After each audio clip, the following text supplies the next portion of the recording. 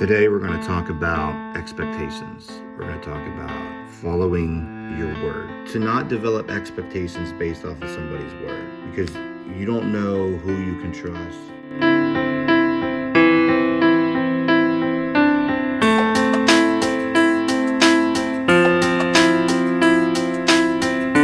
Good morning, everyone. So today we're going to talk about expectations. We're going to talk about following your word. Following your word is how I'm going to put this. And it basically boils down to what I learned as a young kid was to not develop expectations based off of somebody's word, because you don't know who you can trust, especially new people in your life and people that have been in your life for a very long time. I mean, both can easily disappoint you. But what it boils down to is, like, as a young boy, I was taught by myself to, if someone says, hey, I'm going to do this for you, or I'm going to get you this, to not let yourself get excited. And especially my mindset was like, don't tell anyone, because if it doesn't happen and you told people, you're going to look like a fool. And that's how I've always felt. I've always felt like, you know, and a pure example is like when I was a kid, this lady, like this mom, one of my mom's friends, I can't even remember who she was exactly. And this is why I should have known better. But she told me that she was going to give me these Pittsburgh Steelers tickets so I could go to the game. And of course I was like so excited. I mean, because this girl is telling me this, like, to my face, saying, oh, I got Steelers tickets for this weekend, but we're not gonna go, so I'll just give them to you. And I'm like, really? You do that? And she's like, yeah, absolutely. And I was like, that is amazing. That is a dream come true. I was like, and I told her, I was like, you don't know how, like, that's like my dream. And at the time, it was my dream to go to a Steelers game. It was my dream until Marielle made my dream come true. And what year was that? 2018 maybe? Maybe it was 2017. But anyway, so like as the week went on, of course I told people. I was like, oh yeah, I'm going to Steelers game this weekend. I got tickets, you know? And people were like, oh, me too. I'll see you there. Or maybe we could ride up and blah, blah, blah. And I'm like, yeah, cool. That's perfect, you know, because I was like, I don't know how I'm going to get up there. So now I got to ride, right? Well, then I asked my mom, hey, what's up with the Steelers tickets? Did you get them? And I guess she was like, had to check. Like, she had to go check. She had to call the lady. And the lady said, oh, I gave them to so-and-so. And of course, my mom didn't. I don't know if my mom said anything to her or what. I don't think she did. My mom can be peaceful, but maybe she didn't realize how bad it was going to hurt me at the time. But that was the day I learned, like, hey, when people tell you something, don't repeat it. Don't tell people that you're going to get this job because you don't have that yet. And that's just word of mouth, and that's just what they told you, you know? So, like, I don't know, I just feel like as a man, us men and women, we lack the understanding of how important our word is. I mean, a word used to be like a handshake in a man's culture. A handshake and your word is a contract almost. Like, I mean, that's how, like, that's where your mind goes. You know what I mean? If someone says, hey, I'm gonna do this for you, and shakes your hand and promises you, how important is that as a man? You know what I mean? Like, it's an unwritten contract, but we shook on it and we talked about it. And at least it's not on paper yet. But once it gets on paper, that's when it's like, you know what I mean? But still, your word should, in your mind, your word should be just important as this. If you're gonna say it, then you should be able to write it. And if you say you're gonna be there and do something for somebody, I was always taught you better be there. Like, for example, if my dad gave me an example. It's like, if you said you're gonna mow your pap's lawn on Saturday at 9 a.m., you better be there at 8:45. You know what I mean? Like, you better be getting ready and have that mower started at 9 a.m. Because when you tell Pap something, your word is everything. And that's always like stuck with me, like to not let people down. And this is why I've always been careful with my word, with my promises, especially. Like I don't like to promise people, like especially young kids, like they're like, oh, you gonna come see me? And I'm like, yeah, I promise, I'll be here. And like, you gotta be so careful with that. Because kids, you could break kids' hearts when you give them expectations, and then they'll wait on you that day. They'll literally, a kid will be like, oh, it's Tuesday, you know? She said she was gonna be here to take us to Target, and they're waiting at 2 p.m. because they said, oh, I'll be there at 2 p.m. to pick you up. And then she never shows, and it's like, that kid is sitting there waiting for just you because of your word. Because of your word. That's how important this is, man.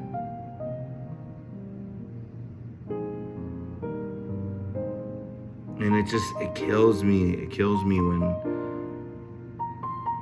when people that you think you trust and you know, like you've done anything and everything for this person. You would literally stop everything you're doing just to help this person. And then when they let you down, it's just the biggest like gut punch or stab in the heart or stab in the back. Like I don't know. It feels like it takes everything out of you. Like it takes everything out of your inside, like your gut. It's like your whole stomach will drop when you realize that you just got pretty much shafted. Like you got took advantage of, or whatever the case, however you feel at that time. It's not a feeling I wish on anyone. Like I know that feeling too well of just being let down. It comes down to letting down. It's a let down feeling.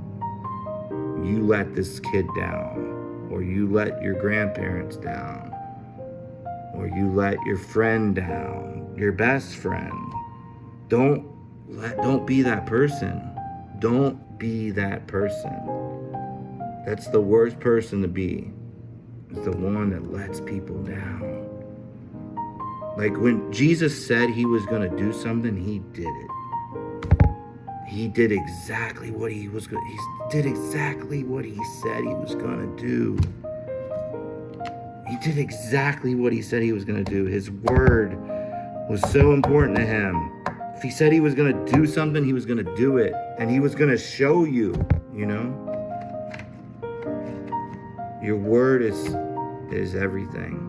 So be careful how you use it. Be careful what you say to people. Be careful the promises you make. And when you have to break a promise or you have to break your word,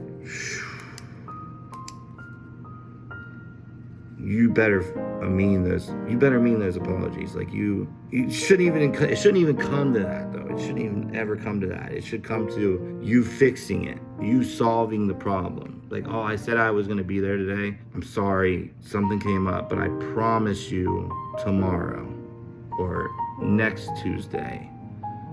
And I'll, like, especially with a kid, and you better show up with something. I'm serious. Don't let these children down, man. Don't let your friends down. See, this is like the problem with the world. Like in movies, you always side with the good guy. You always hate the bad guy. Like in Star Wars, you're like, oh, you would be like, oh, I'm with the rebels. I would fight against the dark side because I'm the good side, right? Or it's like when you see like a 1940s movie and you see this black man getting, like 4 white guys are circling one black guy on the street because he's hanging out with a white woman, and you see this black dude getting beat up, and you're like, and in your head, if you were there in 1950 and you lived in that time and you saw that, you would run up and help that individual. But the question is, would you? Would you really? Because I see all that, I see and I feel all that, but then you go and vote for the wrong side. You vote for the non-religion side. You vote for the non-Christian side. But you're a Christian, but you follow God, you follow Jesus, but you're gonna vote for the side that wants to get rid of, like, it's another thing that falls in down to like your word and your beliefs fail.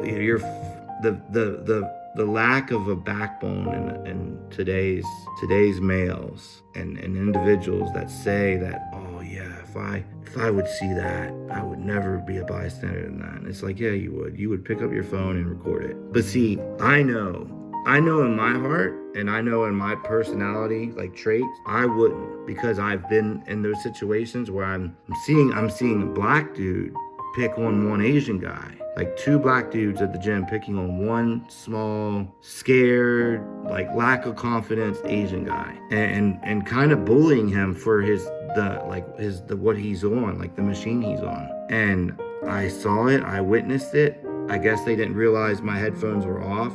Sometimes I'll just put my headphones on because they died and just leave them on so people don't talk to me, but I can hear, and I can hear what they say. So at that time, I wasn't a bystander. I stepped in, and I almost had to fight both of those dudes for that one Asian guy. And now every time I see that Asian guy out in public or in the gym, he has more confidence. You know what I mean? It's like it taught him something, and he always says hi to me, and like dabs me up. Don't even know his name. I don't even know his name. But I won't sit there and let that shit happen. Are you kidding me? Even in 1950, I know I wouldn't let that shit happen. I know I wouldn't.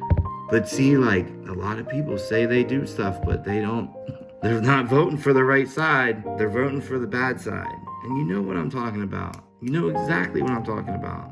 Why would you vote for a side that raises taxes, raises food prices, leaves borders open, doesn't even go down to the border to witness, to actually feel and see what's going on, like like with your own eyes? Why would you vote for somebody that laughs every time they get a question? Like, we know she's not, I mean, in the last 3 years, give me a list. Give me a list of things she has done. And I know it can't fill up this one piece of paper. Like, hate it or love it, but you got to understand the truth.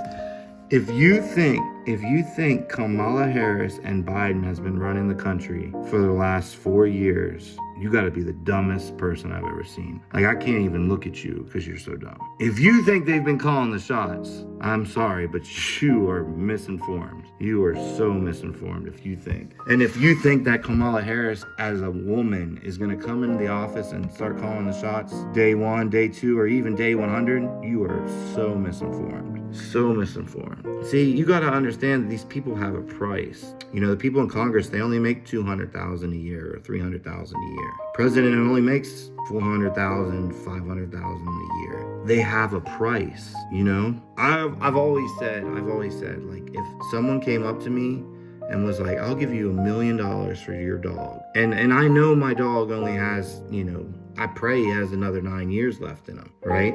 But I don't care if he's got 1 month left. I know in my heart that for $1 million or any amount of money, I'm not letting my dog go. My dog, that is my child. You know, like that. I don't have a price when it comes to that.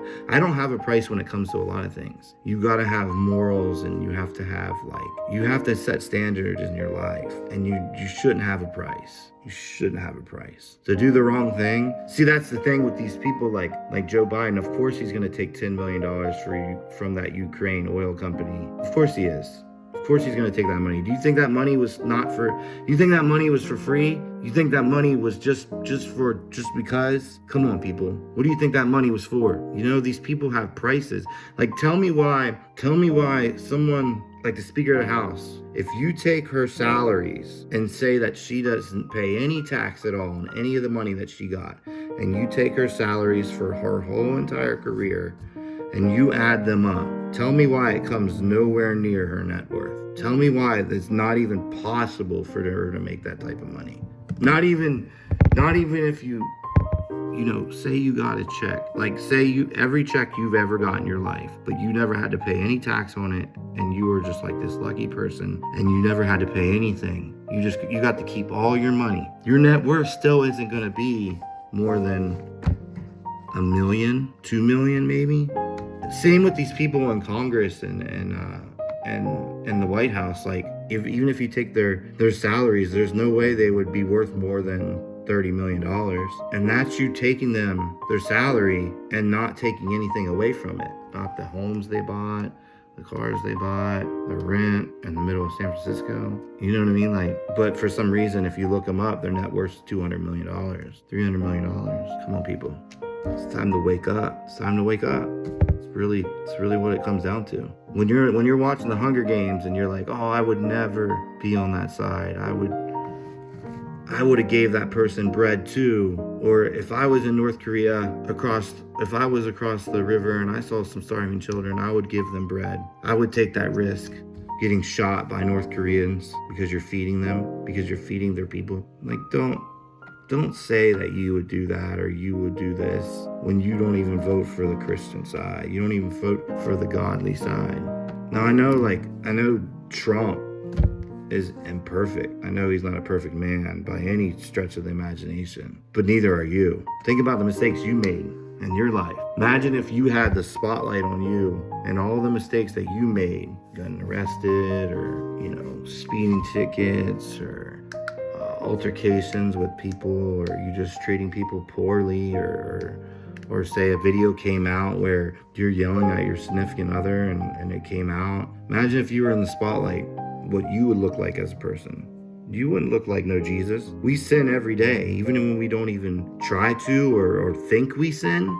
Even when we don't even think we sinned, like I'd be like, oh, I never sinned today. I didn't sin at all today. You did. You 100% did. You just don't even know it. You don't know what sin you did that day, but you are a sinful individual, and I can guarantee you sinned that day. We sin every day. It's just part of being human, with our thoughts, with our actions, with talking to people, or whatever the case may be. Like, we sin every day. Temptation, looking at pictures online, whatever the case may be.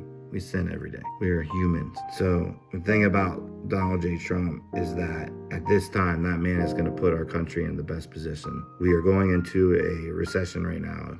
You can't say we're not. You can't say, I honestly, with Trump as our president, I don't even know if he could actually fix everything within 4 years, because it's that messed up. But he gives us the best chance. That's for sure. So, and I think it really boils down to no one can buy him. When you have several $1 billion, when you look into your account or you look at your safe and you see stacks of millions of dollars, no one can message you and say, hey, I need you to do this for me. It's $100 million with your name on it. It's like, I don't need another $100 million. I can look. It's like, I got 50 stacks of that. I don't need another. It's like, I got so much money, I don't even know what to do with it. Your money doesn't raise my eyebrows. Like, when somebody offers him any money, it doesn't raise his, it doesn't, you're not gonna buy somebody that doesn't have a price. Like, I've always said I would never work for a corrupt organization, or an organization that, like, I don't know. I would just never work for bad people. I don't care what the price was. Like say that there's this pharmacy in Phoenix and I know that their drugs are killing people, but they're offering me a salary of $2.5 million a year. Nope. See, I have morals, I have standards. I won't sell myself for more. I just won't do it. I can't. I've never been able to even sell something I don't even believe in. Like, I feel like I'm a good salesman. Like, I've been in sales for a long time, and I can't sell a product that I don't truly believe in myself. I've never been able to do it. I can't lie. I've always been a very honest human being. And honestly, the backbone of a male is lacking. We need to harden up. We need to come together. Republicans, Democrats, liberals, every single independent, I don't care what you are, we need to reunite. We need to come together as Americans. We need to find that spark, that fire that we had after September 11th. We need to find that again. People need to be patriots. People need to be patriots again. We need those people that believe. You don't have to believe in the president or the people that are in Congress, but you just have to believe in those colors on that flag, and you have to believe the amendments and the paper and all the amendments. That's what you want to believe in. And then if you put the right person in office and they sign their name at the top and they give us 4 years of their, 4-year term, they give you the better chance of putting things in a right spot. That way, when they hand it off to the next person for 4 years, if they have similar beliefs, they'll lead us and guide us and put us in the best position to bounce back. Because right now we're in a position that is only going in one direction with food prices and gas prices and quality of food and quality of water and necessities shouldn't even really cost money in my eyes. I don't think we should pay tax on food. I don't think we should pay tax on, I never understood, when money comes in, when you get your money, you get taxed from getting your money. But then when you go somewhere to buy something, you get taxed again. And then when you do pay your bills, you get taxed again. But I just paid tax on this money. Why am I paying more tax? So it just never made sense to me. But what do I know? I just pick heavy shit up and put heavy shit down, right? That's all I do.